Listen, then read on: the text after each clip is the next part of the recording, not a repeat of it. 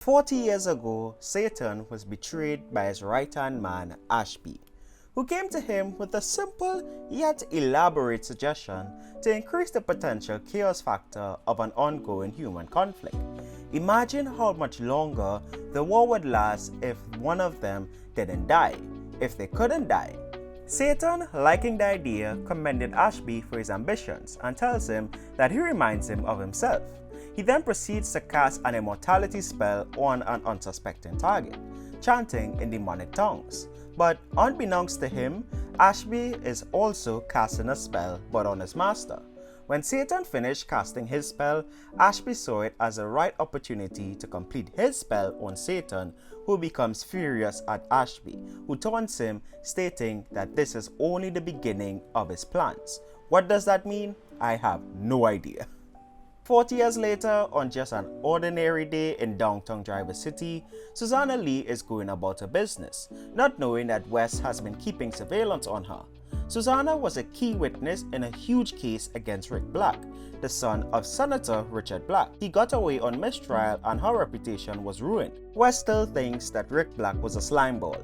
But regardless of that, now Wes is Kevin Costner to her Whitney Houston. And whatever that reference means, I hope he lives up to it if it is related, as someone just made an assassination attempt on Susanna, with Wes just nearly saving her as a sniper bullet takes off the top of his hood clean. Everyone who heard and saw the bullet are now in full panic mode. But Wes is going through a whole range of emotions, feeling like he is in a movie as the situation just got real. He urges Susanna to stay low and assures her that he will keep her safe, handing her over to an officer, telling him that he is now on bodyguard duty. Wes then sprints off to catch his shooter, scaling up the building to the rooftops with ease. He begins to chase his shooter with both of them jumping from building to building, with Wes begging the man to stop. When the man then runs into a building, Wes, still trying to get the hang of his powers, accidentally smashes straight through a wall instead of the door he was aiming towards. In the building, he taunts the assassin, saying, "Yo, I said stop, I will catch you, I'm super fast and super strong." The assassin says he's not impressed and opens fire from a handgun on Wes, nearly missing him.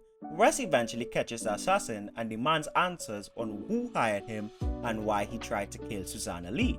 The assassin explains that some guy gave him a file and her pictures and a bag of cash, telling him that it is inside of the apartment. The assassin tries to bribe Wes, offering to split the cash if he lets him go, but Wes does not budge and tell him to shut it and you're going to jail. Wes then begins to search the apartment and the bag with the money, but the bag was filled with nothing but gym shorts, as the man lied to Wes about the money and pulls out a high-powered taser gun, shooting him in the chest, with the blast sending him flying out of the building, falling 13 stories down, landing on the top of a car. With a quote of Psalms 22:1 placed in the panel saying, my God, why have you forsaken me?" Flashback to 1 month ago, the WDVK breaks the news on the outcome of the Black scandal, explaining that many were shocked that it was ruled as a mistrial. Senator Black's son, Rick Jr., was accused of assaulting his father's 19-year-old intern, Mia Thompson. Susanna Lee was the key witness to the event, as she had arrived early at the lawmaker's office for a meeting about zoning for a homeless shelter in the downtown area. But when she arrived, she heard screaming from the senator's chambers and called the police as she witnessed Rick Jr. attacking Mia Thompson. But after she testified, her questionable past was brought up by Mr. Black's high-powered defense team. Prosecutors still thought that they had enough evidence to convict Mr. Black. But 2 days before the trial, Mia disappeared. With Susanna being considered as a non-credible witness, it was labeled as a mistrial, which led to a protest in front of the courthouse, where Wes is in a bystander interview giving his thoughts on the situation, stating that Miss Thompson and Miss Lee have one prosecutor to make sure justice was served. Slick Rick had 4 high-powered defense lawyers tripping over themselves, bogging down the system long enough until one of these 2 girls finally broke and vanished. You don't have to be a moral giant to know this was wrong. The good guys lost today. Then the reporter asks, how do the good guys get justice? And Wes responds, the truth. We need to pull back the curtain on these slime balls and expose the truth. Commander Asherah needs to cut the book tour short. her city is hurting. The rich and powerful shouldn't be able to pay their way out of jail. Elsewhere, Peter is watching the news report and begs the question to the Council of Elders if they are sure that Wes is their guy. And they confirm that he is the one and the king has spoken that he will rise to the occasion. Peter does trust their decision, but he is a bit concerned on the choice as Wes doesn't seem to fit the role of their sort of the spirit guide. But they remind Peter that even when he was called to serve, he was just a fisherman, so it's to have faith in Wes, to which he puts his concern to rest and states he'll send the guardians to pick him up. Cutting back to Wes, his neighbor Chris comes up to him stating that he is a superstar, as his news clip went viral. But Wes denies such label as it was just a news interview and nothing too special. Chris then invites him to church as his pastor wants to preach a sermon on righteousness and would like to use the viral video of him. So Chris thought it would be cool if he was there to see it also. Wes, however, declines the offer, stating he hasn't been to church for a really long time and forgot the whole kneel, sit, stand routine. Chris, however, assures him that his church isn't like that. They are more laid back and offer free coffee during the service. In hearing that, Wes tells him he'll think about it, to which Chris responds, "You think about it, I'll get us some drinks." As Chris leaves, the guardians Peter said he will send arrive to pick Wes up, with one of them asking if they can have a word with him, that he needs to trust them and come with them as there are some very important people he has to meet. Wes declines the offer, telling them that they have the wrong guy, but when the other guardian approaches him and asks to reconsider, placing his hand on Wes's shoulder, he immediately agrees and hops into the vehicle. When the guardian in the suit asks how he even got him to agree so fast, he states that he was given authorization to use the ring on him by Peter as time is running out, urging that they should get going before Chris comes back with the drinks. The guardians take Wes to their HQ2 located at Uptown Driver City. The organization they work for is known as the Kingdom, where Wes, now fully aware and wonders what he got himself into, is sure they played some Jedi mind trick on him, especially given the questionable conditions of the room he is in that has a fake window and a door that locks from the outside. Peter then enters the room and apologizes for keeping Wes waiting, who demands answers as to what all of this is about. Peter explains to Wes that he has been chosen to find the devil and stop him, and that's the devil with a capital D. An explanation that Wes immediately states is absurd, as he doesn't even believe in the devil, nor is he sure he believes in God. But just because he doesn't believe in them doesn't mean it doesn't exist, giving him a stack of documents that will answer all his questions regarding what they have called him for. Peter goes on to explain that they are an organization called the Kingdom, whose main task is to keep track of the devil, but ever since 40 years ago, he seemingly fell off the grid. They at first thought it was just one of his tricks, but 5 years ago, they got word that a minor demon placed a spell on him that stripped him of his power and cast him into a mortal body that could not be killed. The prophets think that Satan is trying to make a comeback and regain his dark throne, as well as believing that Wes is the man to stop him. Wes, of course, is skeptical, but does go along with the Kingdom's plan. He is giving a chip implant that will enhance his stamina, agility, and speed greatly, as well as boosting his IQ, and they will be able to send him information through the chip implant, which he would be able to access as if it is his own memories. However, such a procedure comes at a cost of a very lengthy recovery time that Peter states they don't have the time to wait around for, as the enemy is on the move with something biblical planned. But just in 24 hours, Wes is already recovered from the procedure, learning of all the different abilities he now possesses, such as super strength and enhanced speed. However, they do warn him that he needs to be able to recognize the spiritual signs and the look of evil spirits, an ability they can't just zap into his brain with the chip. Concerned that Wes isn't spiritually ready, it might definitely be a problem when Lucifer comes at him with full force. So until then, he will definitely need to put on the Alpha suit. When they present the suit to him, Wes thought it would have been more James Bond-like and not so Spider-Man costume looking. But they assure him that the suit has everything he will need to complete the task that he is given. It is bulletproof, demon-proof, hex-proof, and the goggles has the ability to recognize evil spirits. Its only weakness is electricity, since it runs on a spiritual energy called eos, which is short for essence of the spirit. If he gets hit by electricity, it can't short-circuit the suit. Peter authorizes for him to take the suit out for a test drive as he has a call to attend to with the prophets. After instantly taking Gabe down in a sparring match, they send Wes out on a surveillance mission to downtown. At Senator Black's office, the senator is enlisting a man named Luther with a special task of questionable morality, one that can ruin the man's reputation if not executed flawlessly. But Luther is up for the task, especially for any job that puts money on the table. The senator then asks Luther if he believes in God and the devil. Luther states that he doesn't and is more of a science guy. But the senator informs him that both God and the devil are very real, and in the end you will want to be on the side that wins. Luther's only care right now is to be on the side that provides funds, that allows him to take care of his children, putting on the police uniform, ready for the task at hand. We end off this issue with a rerun of the assassination attempt on Susanna's life. Luther was the police officer that Wes told to guard Susanna, but little did Wes know that he played right into their trap, because as Wes ran off to chase the assassin, Luther calls Mr. Black to let him know that they can call off the fake ambulance. He's bringing Susanna in alive. So with that, let's put Alpha issue 1 on our Christian fiction judgment scale. For the story, I'll give it a 3.75 out of 5. I usually like to scale in intervals of 0.5, but this issue is a special case as it was a bit better than what I'll give a 3.5 score to, but it was not as good as what I usually give a 4 to. The story had a direction and a destination it wanted to arrive to that was clear and quite enjoyable.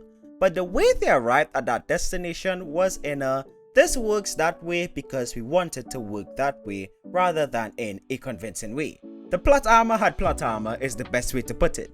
A minor demon is able to cast a spell on Satan, the capital D devil, to trap him in an immortal human body because a minor demon wants to trap Satan in an immortal human body and take the throne. A secret Christian organization gets a guy who does not really believe in God or the devil to become the newest chosen one style superhero because secret Christian organization wants guy to become the newest chosen one style superhero.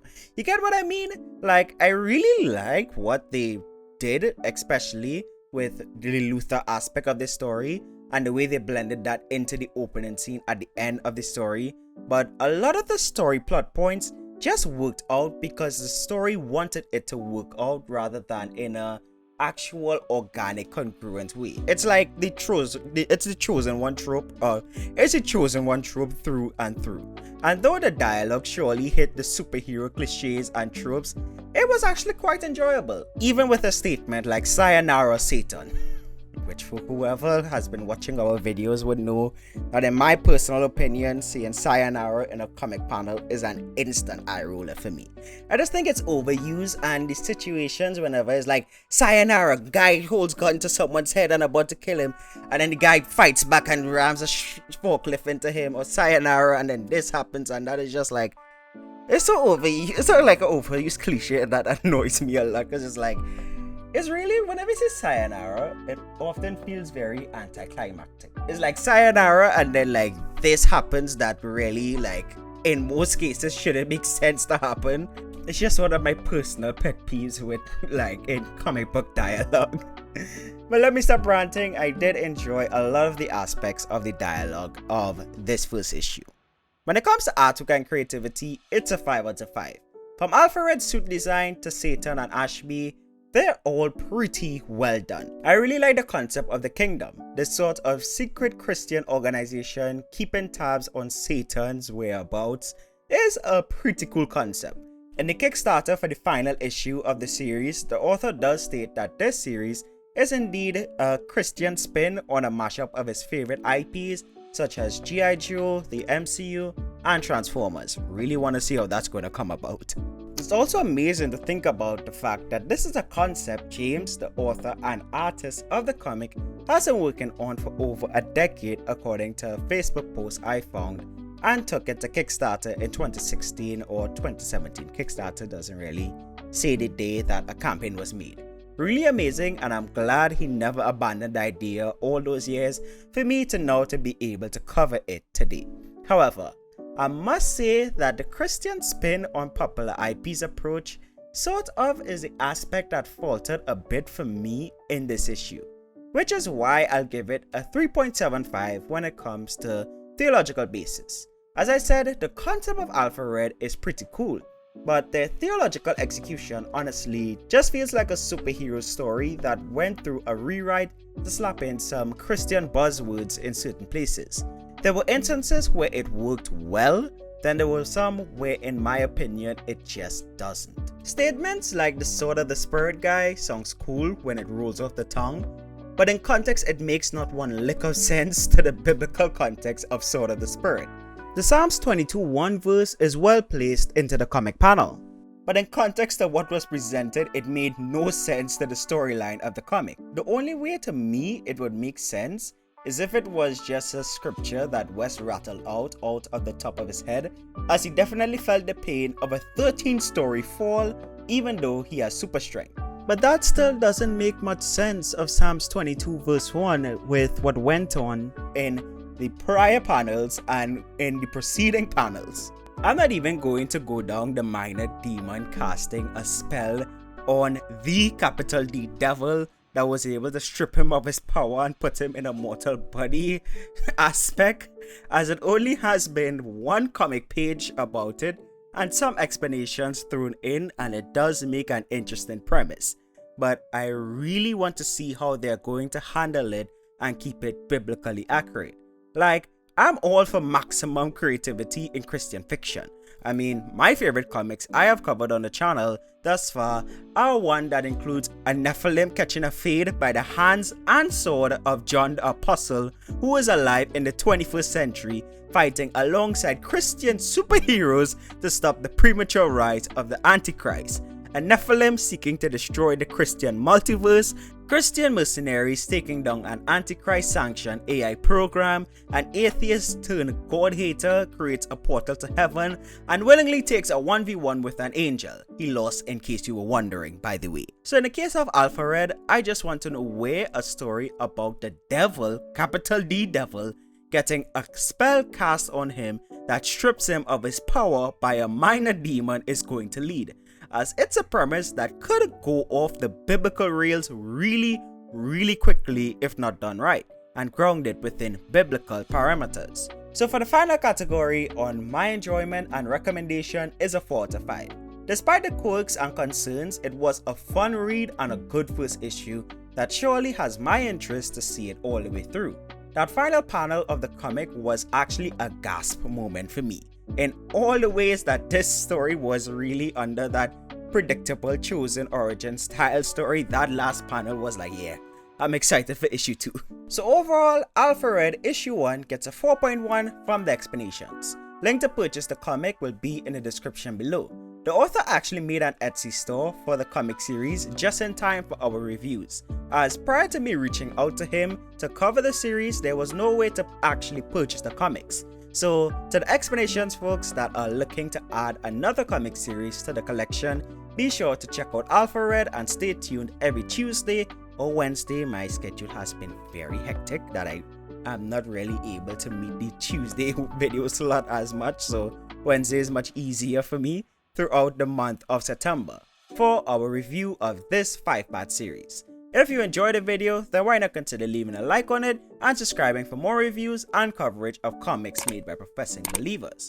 If you enjoyed the video to the point you want to check out another one on the channel, then be sure to click the card at the top right hand corner of your screen to check out our other Alpha Red reviews if you haven't, or click this video to check out something that YouTube thinks you would like next.